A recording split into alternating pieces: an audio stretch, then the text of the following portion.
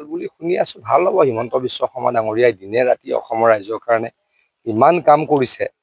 নৰেন্দ্ৰ মোদী ডাঙৰীয়াই কেনেকৈ শক্তিশালীভাৱে দেশক আগুৱাই লৈ গৈছে। গতিকে মই নাভাবোঁ আৰু কোনোবাই এতিয়া বিজেপি, এজিপি, UPPL, গণশক্তি বা ৰাভা যৌথ মঞ্চৰ বিপৰীতে কাৰোবাক ভোট দিব বুলি মই নাভাবোঁ। কংগ্ৰেছৰটো মই এতিয়ালৈকে শুনি আছোঁ, এতিয়াও বহুত সময় আছে। প্ৰথম যিটো ৰুঝান আহিছে তাতে শুনিছোঁ কংগ্ৰেছৰ অৱস্থা আৰু বেয়া হৈছে। কিন্তু আবেলিকে ক'ৰবাত কৈ দিব ভূপেন বৰা ডাঙৰীয়াই। ভূপেন বৰা ডাঙৰীয়াই ক'ব বা কংগ্ৰেছ নেতৃবৃন্দই ক'ব যে গভৰ্ণমেণ্ট থাকিলে ইলেকশ্যনবিলাক বোলে জিকেই। তেওঁলোকে এইটো কথাই কৈ আছে। ৰাভা ইলেকশ্যন জিকিলোঁ তাতো কৈ দিলে। তাৰপাছত কাৰ্বি আংলঙত ইলেকশ্যন জিকিলোঁ তাতো ক'লে। ডিমা হাজাওত জিকিলোঁ তাতো ক'লে।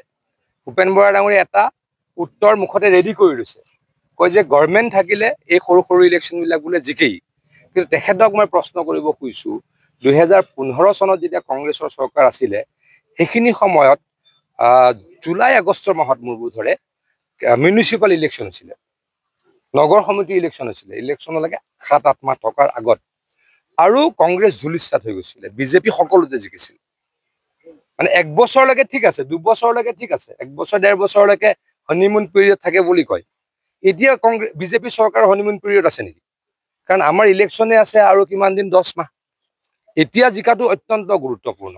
এতিয়া জিকাৰ পাছত যদি কোনোবাই কয় আমি এতিয়া জিকিম, কোনোবাই কয় কংগ্ৰেছৰ চৰকাৰ বনাব, তেওঁলোকে চৰকাৰ আকাশত চাং পাতি বনাওক, তেওঁলোকে সপোনত বনাওক, আমি ৰিয়েলি বনাম।